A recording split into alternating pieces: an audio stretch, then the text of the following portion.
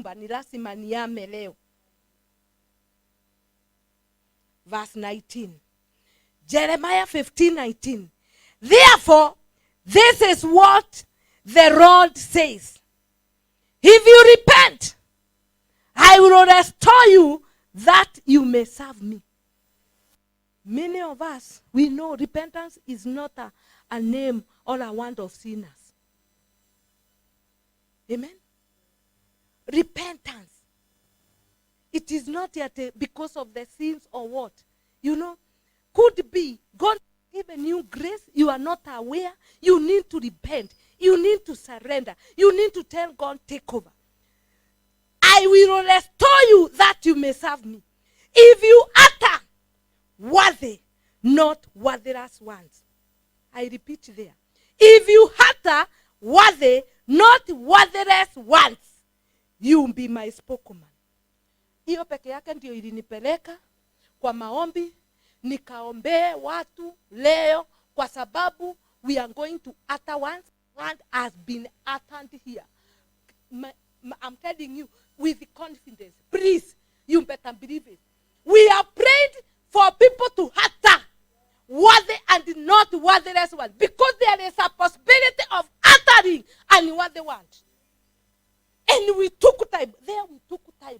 We took, I think, 30 minutes praying for people today when we meet here. God help us to speak worthy and not worthless ones, so that you can qualify us to be your spokesman, to make a decree. Let these people turn to you, but you must not turn to them. Opposer, whoever, whatever. That is not our business. Our business is to make sure we are speaking what they want, what we are hearing from the Father, because that is only what he is committed to do, what? To respond to. I will make you a wall to these people, a fortified wall of bronze. They will fight against you, but we will not overcome you. My friend, tulikuwa kwa battlefield. I'm telling you. Ni kushindwa, ni kumenyana, ni kushindwa wameshindwa. For I am with you, sikia, to rescue and save you, declares the Lord. As we are doing decrees, as we have been making them here, God himself declared long time ago what's going to happen to us. That he is with us. Hallelujah. To rescue and to save us. We are here enjoying what God has already declared concerning us. I will save you from the hands of the wicked and redeem you from the grasp of the cruel. Hallelujah. So the last statement, after we did all that, we prayed, tukakaa chini sasa tuachane. I heard this and I shared with them. Beatrice, Kenyans understand so well about physical demolition. You remember? But they don't understand about spiritual demolition. This is why they react. Now this time, be ready, Kenya, for spiritual demolition. It has happened. God spoke. Mine is just kuatia nguvu musikie. Mungu alikuwa ameongea. Ate Kenyans, na tukaanza kutanja Mokuru, Wanjenga, kukibomolewa, wapi kwingine, Kayore, wakati kuna nini kuwekwa sewage, wapi kwingine. We react. Government react. So we are very familiar with that. But this time, God wants Kenyans also to understand the spiritual matters when it comes to demolition. May God help us. Hallelujah. So, simply we are here to obey what God has called us to do. Nothing else. And as the Bible says, obedience is better than sacrifice. He is the one who has made us to obey, but the choice was ours. Hallelujah. Hakuna mtu amelazimishwa, na hivyo ndio wengi wanaambiwa, wanaanza na wengine wanakataa. May God help us to keep on obeying his voice. Whatever he tells us to do, let us obey. We don't know how it will be done. Hatujui ni nini atatumia, but sisi we come and declare. And the last one, Pastor Eva told us, we just pray that we are his handmaid. Like a prayer that Mary made. Let your will be done. We are just your handmaid. So we can just, mine is just, you stand, you give thanks to God. He has already done it. Mwambie asante kwa kutuaza mbele. We don't need to pray for our protection. He has already done it. So we only need to thank him. Thank you, God. For sure, we are living in the days, what the Bible says in Jeremiah 29, that is the things, the plan he has for us. They are good plans to give us a future hope. That's why we are not hopeless. We are not here hopeless. Amen. We are hopeful. We trust in him. Even what is ahead, we trust in him. Thank you, God, for thinking well of us. Thank you, God, for having us in your mind. Thank you, God, because we are those people. We read in the Bible, the apples of the Lord. We are just like the apples of the eye. Yes, we are just that important. We matter.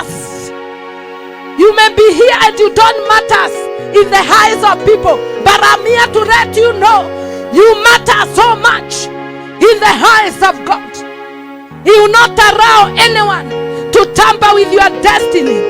He will not allow anyone to tamper with your family.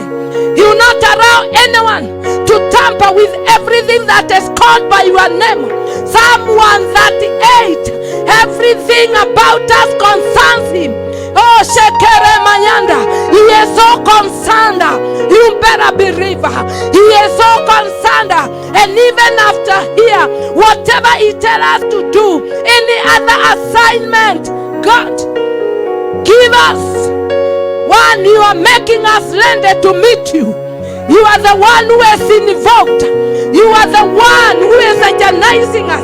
You are just the one. And today we choose to say thank you, to give you thanksgiving prayer, to say thank you, God.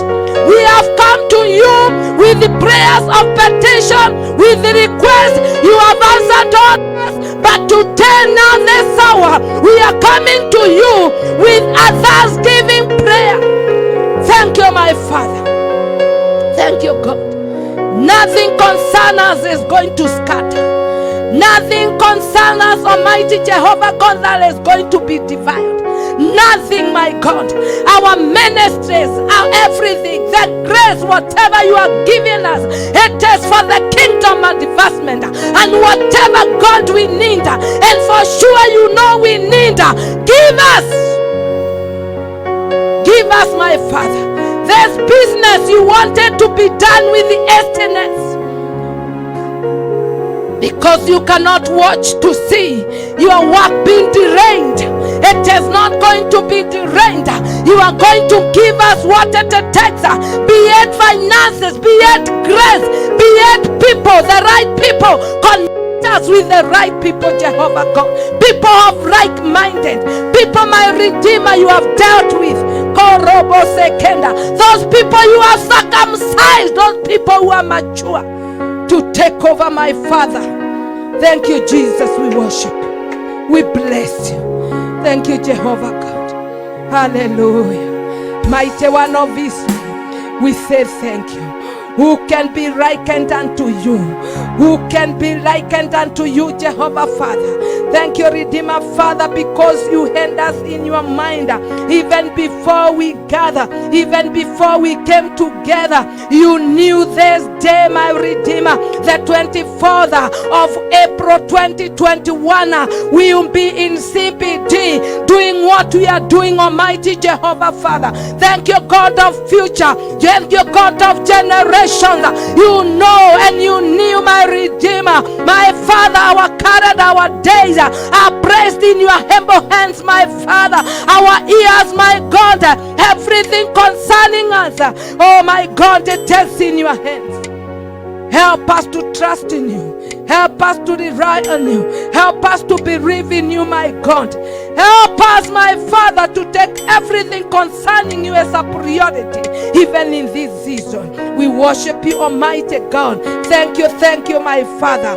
Keep on walking with us. Keep on, my Redeemer God, ministering to us. Oh, Father, keep us, helping us to embrace the Holy Spirit for direction at every given time, my Father. We refuse to rid ourselves. We refuse to walk around. We need the Holy Spirit, who is our only companion. No wonder we can never be lonely. He is our companion. Holy Spirit, you are our helper. And if there is a time we need to be helped, it is now, Holy Spirit. Romans 8:28. Why? You know the will of the Father, able to download unto us, so that, my Redeemer Father, we will not be found a people who are wasting time. We refuse to waste time, but we give ourselves to use time. In Jesus' name we pray and give thanks. Amen.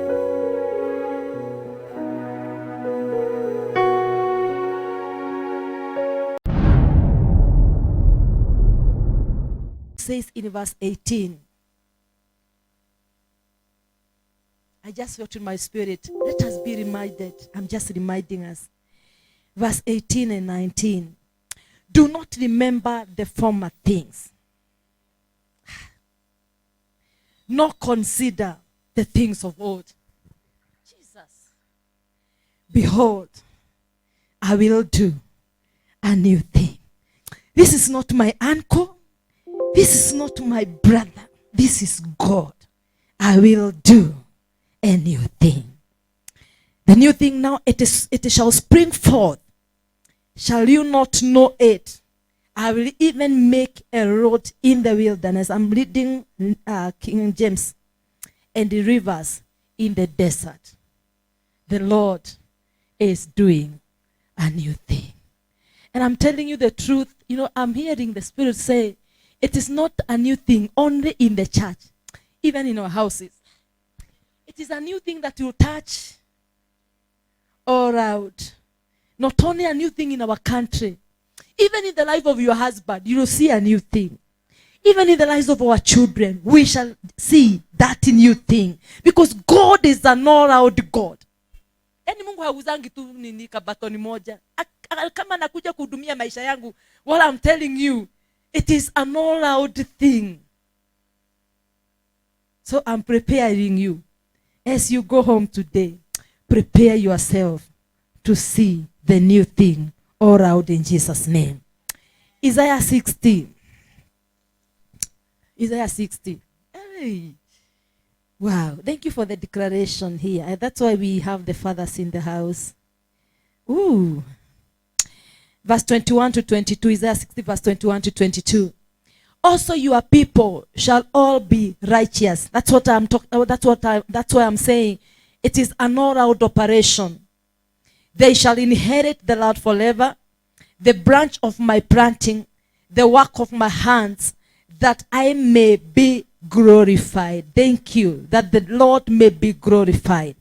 A little one shall become 1,000, and a small one a strong nation. My concentration is that the last sentence.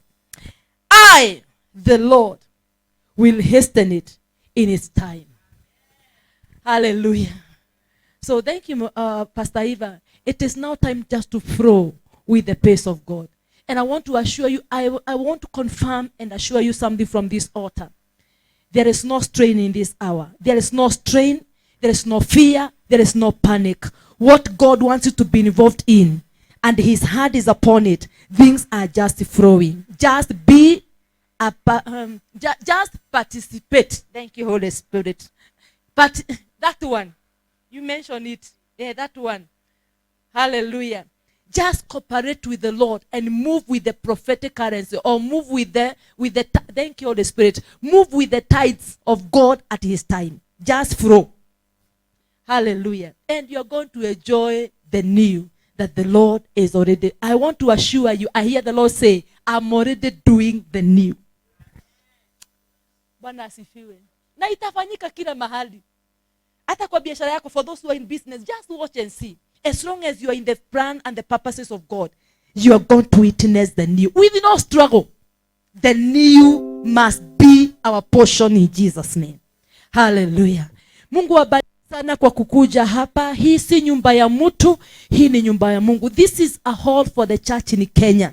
So in case you want to pray, whatever you want to do, there is a place for us in the capital city of Kenya. We can do something. Whatever you want to do, you can do it. If God has spoken to you, because we are in the spirit. I was talking to somebody yesterday, namwambia hata ukiona sisi ni wanadamu tunatembea, we are spiritual beings. Kama Mungu amekunenea kitu in the city, feel free. God has given us a place. Hatuhangi kwa hewa, tuko mahali, na hapa ni mahali petu. Sawa. So feel free, this is the house of your Father. Anytime, this hall is always open from Tuesday all the way to Sunday. Feel free, this is the house of your Father. Mungu awabariki sana. We love you anytime. Hallelujah. I love you all the time. You have become a part of my life. Hallelujah.